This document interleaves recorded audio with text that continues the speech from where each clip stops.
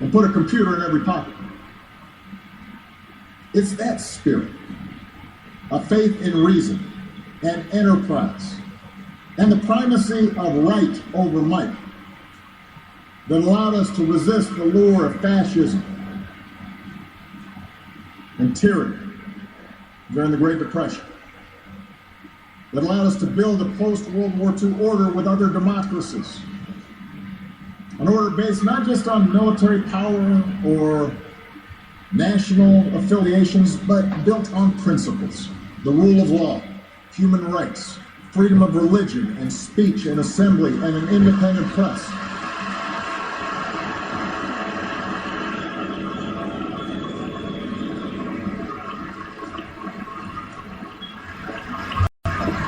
That order is now being challenged. First, by violent fanatics who claim to speak for Islam. More recently, by autocrats in foreign capitals who see free markets and open democracies and civil society itself as a threat to their power. The peril each poses to our democracy is more far-reaching than a car bomb or a missile. They represent the fear of change, the fear of people who look or speak or pray differently, a contempt for the rule of law that holds leaders accountable, an intolerance of dissent and free thought, a belief that the sword or the gun or the bomb or the propaganda machine is the ultimate arbiter of what's true and what's right.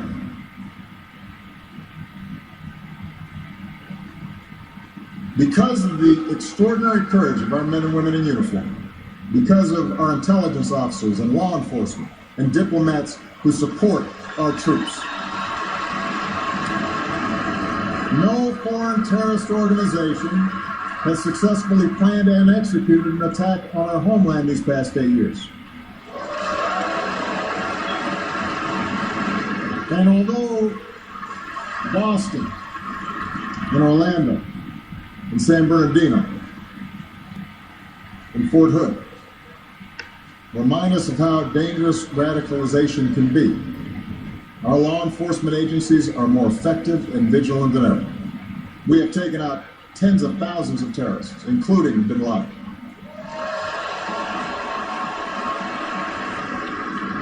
The global coalition we're leading against ISIL has taken out their leaders and taken away about half their territory. ISIL will be destroyed, and no one who threatens America will ever be safe.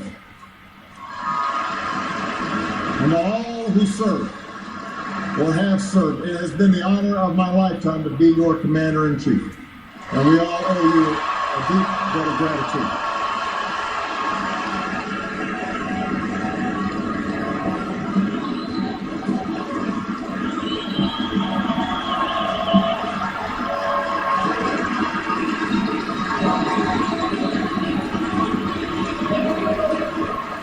But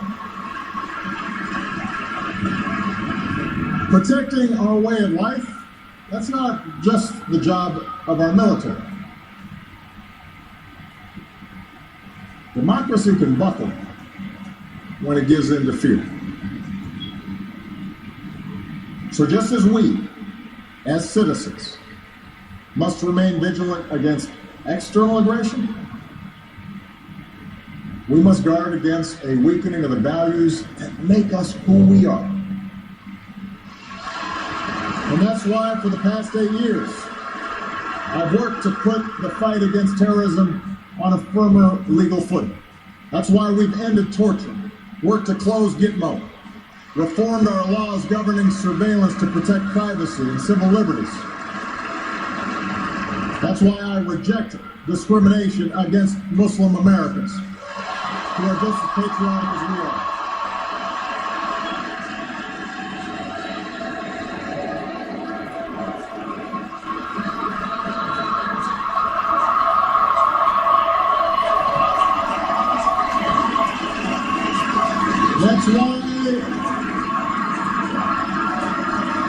That's why we cannot withdraw. That's why we cannot withdraw withdraw from big global fights to expand democracy and human rights and women's rights and LGBT rights. No matter how imperfect our efforts, no matter how expedient ignoring such values may seem, that's part of defending America. For the fight against extremism and intolerance and sectarianism and chauvinism are of a piece with the fight against authoritarianism and nationalist aggression. If the scope of freedom and respect for the rule of law shrinks around the world, the likelihood of war within and between nations increases. And our own freedoms will eventually be threatened. So let's be vigilant, but not afraid. ISIL will try to kill innocent people. But they cannot defeat America unless we betray our Constitution and our principles in the fight.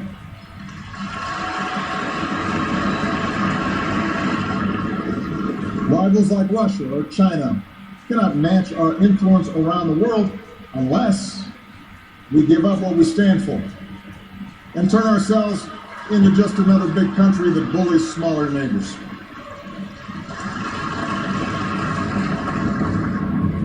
Which brings me to my final point. Our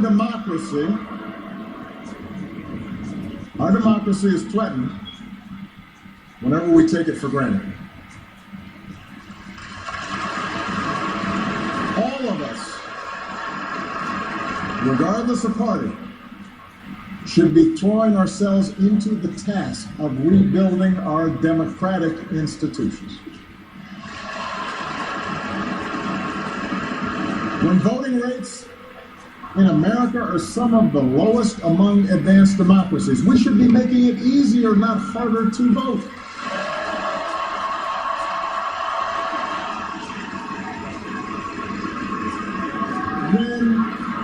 When trust in our institutions is low, we should reduce the corrosive influence of money in our politics and insist on the principles of transparency and ethics in public service. When Congress is dysfunctional, we should draw our congressional districts to encourage politicians to cater to common sense and not rigid extremes.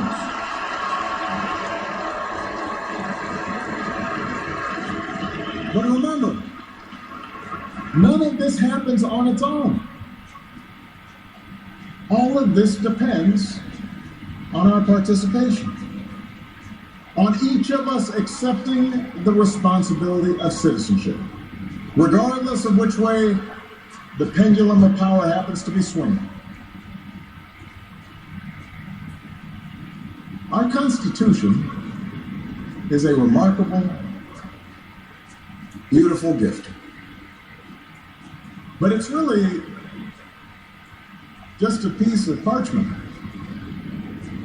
It has no power on its own. We, the people, give it power. We, the people, give it meaning with our participation and with the choices that we make and the alliances that we forge. Whether or not we stand up for our freedoms, whether or not we respect and enforce the rule of law, that's up to us. America's no fragile thing, but the gains of our long journey to freedom are not assured. In his own farewell address, George Washington wrote that self-government is the underpinning of our safety, prosperity, and liberty. But from different causes and from different quarters, much pains will be taken to weaken in your minds the conviction of this truth. And so we have to preserve this truth with jealous anxiety that we should reject the first dawning of every attempt to alienate any portion of our country from the rest, or to enfeeble the sacred ties that make us one.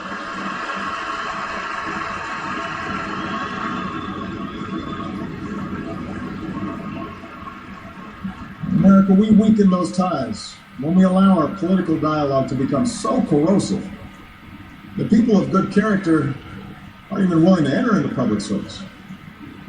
So coarse with rancor, the Americans with whom we disagree are seen not just as misguided, but as malevolent. We weaken those ties when we define some of us as more American than others. When we write off the whole system as inevitably corrupt. And when we sit back and blame the leaders we elect without examining our own role in electing them.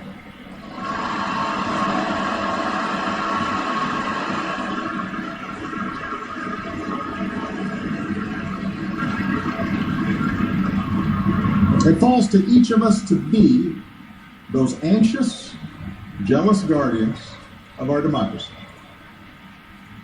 To embrace the joyous task we've been given, to continually try to improve this great nation of ours. Because for all our outward differences, we in fact all share the same proud title. The most important office in a democracy. Citizen.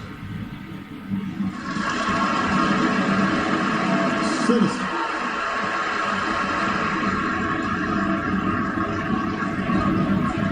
So you see, that's what our democracy demands.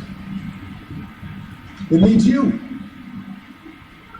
Not just when there's an election, not just when your own narrow interest is at stake, but over the full span of a lifetime. If you're tired of arguing with strangers on the internet, try talking with one of them in real life.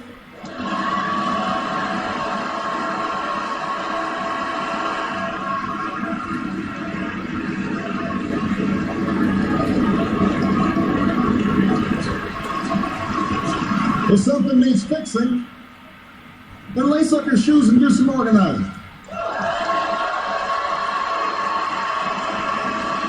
If you're disappointed by your elected officials, grab a clipboard, get some signatures, and run for office yourself.